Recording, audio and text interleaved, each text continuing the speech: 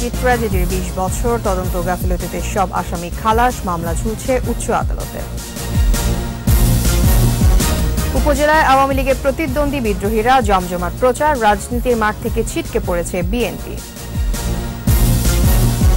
সংরক্ষণের অভাবে হারিয়ে যাচ্ছে সুখায়ের জমিদার বাড়ি, জঙ্গলে ঢেকে গেছে বেশিরভাগ অংশ, খসে পড়ছে পলিস্তলা।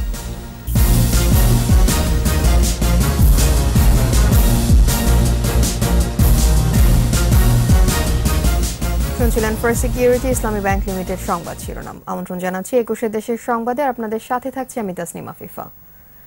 উদীচী ট্র্যাজেডির 20 বছর আজ। 1999 সালের 6 মার্চ গভীর রাতে যশোরের টাউন হল মাঠে দ্বাদশ জাতীয় সম্মেলনের সাংস্কৃতিক অনুষ্ঠানে শক্তিশালী বোমা বিস্ফোরণে নিহত হয় 10 জন, আহত হয় 250-রও বেশি মানুষ। নৃশংস এই হত্যাকাণ্ডে 4 দলীয় জোট সরকারের আমলে ত্রুটিপূর্ণ তদন্তের কারণে ছাড়া পায় সব আসামি। মামলাটি বর্তমানে উচ্চ আদালতে ঝুলছে। যশোর প্রতিনিধি শিকদার খালেদের রিপোর্ট, জানাচ্ছেন সমর ইসলাম। দ্বাদশ জাতীয় সম্মেলনের সমাপনী আয়োজনে হাজারো দর্শক শ্রোতার ভিড়ে মন্ত্রমুগ্ধের মতো গান শুনছিলেন শ্রমজীবী তরুণ নাহিদ। হঠাৎ বিকট আওয়াজে পরপর দুটি বোমার বিস্ফোরণ, মাঠ জুড়ে আহাজারি আর কান্নার রোল। মুহূর্তে রক্তে ভেসে যায় টাউন হল মাঠের সবুজ চত্বর, ছড়িয়ে ছিটিয়ে পড়ে মানুষের রক্তাক্ত দেহ। রক্তাক্ত মানুষের ভিড়ে পড়েছিল নাহিদের দেহটিও। চিকিৎসায় বেঁচে উঠলেও কেটে ফেলতে হয় তার পা দুটি। হতাহতদের পরিবারের সাথে 20 বছর পর তারও আক্ষেপ, ঘাতকদের বিচার দেখতে না পারা।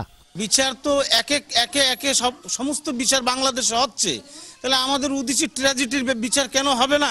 কয়েক বছর আগে সরকার আমাদেরকে একবার বলেছিল যে তারা পুনঃতদন্তের মাধ্যমে উদীচী হত্যাকাণ্ড আবার পুনঃতদন্ত হবে, পুনরুজ্জীবিত হবে মামলাটা, কিন্তু গত কয়েক বছর আমরা আসলে এমন কিছু আলামত দেখতে পাইনি। বিচারহীনতার একটা বিষয় কিন্তু আমাদের মধ্যে কাজ করছে, এবং সেই কারণে খুব সাহস দিয়ে কিন্তু আমরা সংস্কৃতি কর্মীরা তাদেরকে আমরা আগায় নিয়ে যেতে পারতেছি না। হত্যাকাণ্ডের পর দুটি মামলা হলেও সিআইডির ত্রুটিপূর্ণ চার্জশিটের কারণে 2006 সালের 30 মে আদালত থেকে খালাস পেয়ে যায় সব আসামি।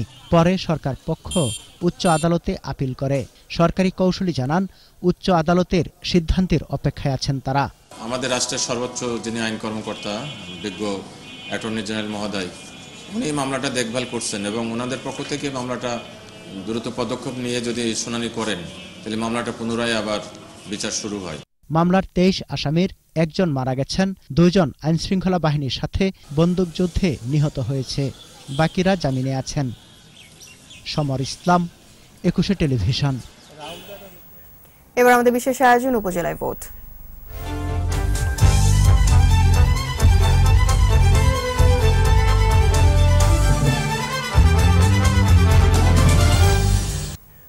নির্বাচন ঘিরে নাটোরের 6 উপজেলা এখন সরগরম। সবকটিতে আওয়ামী লীগের প্রার্থী রয়েছেন। বিএনপির অংশ না নেওয়ায় আওয়ামী লীগের অনেক নেতা স্বতন্ত্র প্রার্থী হিসেবে প্রতিদ্বন্দ্বিতা করছেন। ভোটারদের চাওয়া শান্তিপূর্ণ নির্বাচন এবং এলাকার কাঙ্ক্ষিত উন্নয়ন। নাটোর প্রতিনিধি নবীর রহমান পিপলুর সহায়তায় আরো জানাচ্ছেন রাশেদুল আলম রাসেল। 10 মার্চ নাটোরের 6টি উপজেলায় প্রথম দফা নির্বাচন। সদর উপজেলায় চেয়ারম্যান পদে বিনা প্রতিদ্বন্দ্বিতায় এরই মধ্যে বিজয়ী হয়েছেন শরীফুল ইসলাম রমজান। বাকি 5 উপজেলায় চেয়ারম্যান প্রার্থী 14 জন। নৌকা প্রতীকে দলের মনোনয়ন ছাড়াও স্বতন্ত্র হয়ে লড়ছেন কয়েকজন আওয়ামী লীগ নেতা। সিনিয়র নেতারা বলছেন, কমিটি করে বিষয়গুলি সুরাহার চেষ্টা করা হচ্ছে। নৌকা মার্কা প্রতীককে জয়যুক্ত করার জন্য আওয়ামী লীগের সকল নেতা কর্মীদের ঐক্যবদ্ধ থেকে কাজ করার জন্য আমরা বিভিন্ন জায়গায় মিটিং করছি। সিংড়া উপজেলায় চেয়ারম্যান পদে আওয়ামী লীগের দলীয় প্রার্থী সহ 2 জন বিদ্রোহী, এছাড়া 1 জন ওয়ার্কার্স পার্টি ও 1 জন জাকের পার্টি থেকে প্রতিদ্বন্দ্বিতা করছেন। জনগণ আমাকে ব্যাপকভাবে সাড়া দিচ্ছে। আমি সিংড়ার মানুষের জন্য কাজ করেছি, সিংড়ার মানুষ আমার উপর আস্থা রাখে। সকল সম্প্রদায়, হিন্দু, মুসলমান, কৃষক, শ্রমিক, মেহনতি মানুষ আজকে ঐক্যবদ্ধ হয়েছে এই দোয়াত কলম মার্কার পক্ষে। বাগাতিপাড়ায় চেয়ারম্যান পদে প্রতিদ্বন্দ্বিতা করছেন আওয়ামী লীগের সেকেন্দার রহমান, আর স্বতন্ত্র হিসেবে মাঠে রয়েছেন ওহিদুল ইসলাম গোকুল। আওয়ামী লীগের সকল স্তরের নেতৃবৃন্দ সহ অঙ্গ সহযোগী সংগঠনের সম্মানিত নেতৃবৃন্দ আজকে আমার সঙ্গে ঐক্যবদ্ধ। বাগাতিপাড়া ব্যাপক জনগণের চাওয়ার প্রেক্ষিতে কিন্তু আমি এই নির্বাচনে এখন পর্যন্ত লড়াই করে যাচ্ছি। লালপুর উপজেলায় প্রচারণায় ব্যস্ত আওয়ামী লীগ প্রার্থী ইসাহাক আলী, দিচ্ছেন উন্নয়নের নানা প্রতিশ্রুতি। উপজেলা নির্বাচনের ব্যাপারে আমার কিছু কিছু প্রতিশ্রুতি আছে। আওয়ামী লীগ এখন ব্যাপকভাবে জনপ্রিয় একটি দল, বিগত নির্বাচনে সেটি প্রমাণ হয়েছে। এছাড়া গুরুদাসপুর ও বড়াইগ্রামেও চেয়ারম্যান, ভাইস চেয়ারম্যান এবং মহিলা ভাইস চেয়ারম্যান পদে তুমুল প্রচার চালাচ্ছেন প্রার্থীরা। অবাধ, সুষ্ঠু ও শান্তিপূর্ণ নির্বাচনের প্রত্যাশা সবার। রাশেদুল আলম রাসেল, 21 টেলিভিশন। সংরক্ষণের অভাবে হারিয়ে যাচ্ছে সুনামগঞ্জ জেলার 100 বছরের সুখায়ের জমিদার বাড়ি। জঙ্গলে ঢেকে গেছে বেশিরভাগ অংশ, খসে পড়ছে ভবনের পলেস্তরা। এছাড়া জমিদার বাড়ি পরিদর্শনে গিয়ে নানা ভোগান্তিতে পড়ছেন পর্যটকরা। বিপুল চক্রবর্তীর রিপোর্ট, জানাচ্ছে মুশফিকা নাজনীন। সুনামগঞ্জের সুখাই জমিদার বাড়ি এলাকায় প্রচলিত রয়েছে জমিদার মথুর রায়চৌধুরীর পরিবারের পূর্বপুরুষ বাড়ির ভেতরে একটি গোপন কক্ষ নির্মাণ করে তাতে মূল্যবান সম্পদ লুকিয়ে রেখেছিলেন। পরে সেখান থেকে নানা রকম ভয়ঙ্কর শব্দ আসায় ভয়ে আর কেউ সে কক্ষে যায়নি। এবং অনেকদিন ধরে আমরা জমিদারি পূর্বপুরুষ করছেন, এখন আমাদের দ্বারা সম্ভব নয় সমস্ত কিছু রক্ষা করা। এখানে একটা সন্দুক আছে, এখানে আগে টাকা পয়সা রাখতো, এই টাকা পয়সাটা কি এখন সব হয়ে গেছে, ভয়ে কেউ যায় না, আমরাও যাই না। প্রাচীন কারুকার্যের এই দীর্ঘ প্রাসাদটির ভেতরে রয়েছে অনেকগুলো কক্ষ, আছে মন্দির, যা দেখতে প্রতিদিন ভিড় করেন দর্শনার্থীরা। অনেক কিছু এখনো আছে, কিন্তু অনেকগুলো নষ্ট হয়ে যাচ্ছে আর কি। এখন সরকারের উচিত এগুলা সংরক্ষণ করা। তবে সংরক্ষণের অভাবে হারিয়ে যাচ্ছে জমিদার বাড়ির সৌন্দর্য। এতে হতাশ দর্শনার্থী ও স্থানীয়রা। বিভিন্ন লোকজন এখানে আসে, বুঝছেন, আসিয়া তারা বিভিন্ন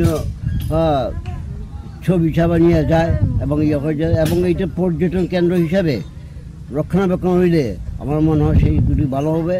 জানা যায় ব্রিটিশদের 2000 মণ চাল দিয়ে রায়বাহাদুর উপাধি পান জমিদার মথুর রায়চৌধুরী। পরে তার অনুরোধে ব্রিটিশরা সেখানে হাসপাতাল, পোস্ট অফিস ও সাব রেজিস্ট্রারি অফিস নির্মাণ করে। ব্রিটিশ আমলে এমন স্থাপনা প্রতিষ্ঠিত হলেও আজও গ্রামটি যোগাযোগ বিচ্ছিন্ন। যদি সরকার এগুলোকে রক্ষণাবেক্ষণ করে রাখে, এটা একটা পর্যটন এরিয়া হবে বলে আমার ধারণা। প্রাচীন এই জমিদার বাড়ি সংরক্ষণ ও পর্যটকদের জন্য যাতায়াত সহ সব ধরনের সুবিধা নিশ্চিত করার দাবি সুনামগঞ্জবাসীর। মুশফিকা নাজনীন, 21 টেলিভিশন। সিরাজগঞ্জের বেলকুচি থেকে উপজেলা নির্বাচনের প্রচারণার খবর জানাচ্ছেন প্রতিনিধি স্বপন মির্জা। এখানে আমাদের স্বতন্ত্র প্রার্থী একজন আওয়ামী লীগের তরুণ নেতা এখানে চেয়ারম্যান পদে গণসংযোগ করছেন। তো আমাদের এখানে সাজিদুল ইসলাম ভাই এখানে রয়েছে, নুরুল ইসলাম সাজিদুল ভাই রয়েছে। তো তিনি জানাচ্ছেন কিভাবে তিনি আগামী নির্বাচন পথ পাড়ি দিবেন, তো আগামী কল্যাণ করে কীরকম ভূমিকা রাখবেন। বেলকুচির জনগণ যাকে রায় দেবে সেটাই আমি মাথা পেতে নেব।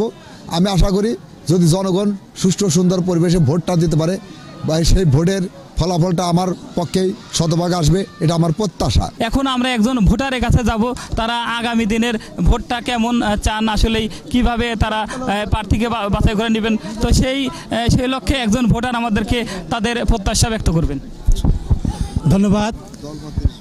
যেহেতু এটা স্থানীয় সরকার নির্বাচন, উপজেলা পরিষদ এই স্থানীয় সরকারেরই একটা অংশ, সেহেতু স্থানীয় সরকারের সুবিধাসমূহ প্রান্তিক জনগোষ্ঠীর দোরগোড়ায় পৌঁছে দেওয়া, কাজের সমন্বয় সাধন এবং জনগণকে সাথে নিয়ে। জয়পুরহাটের কালাই উপজেলার পুনট বাজার থেকে উপজেলা নির্বাচনের খবর জানাচ্ছেন প্রতিনিধি SM শফিকুল ইসলাম।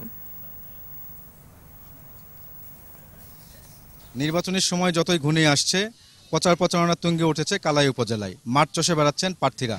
আমি এখন দাঁড়িয়ে আছি কালাই উপজেলার পুনট বাজারে। এখানে সকাল থেকে গণসংযোগ করছেন আওয়ামী লীগের চেয়ারম্যান প্রার্থী জনাব মিনফুজুর রহমান মিলন।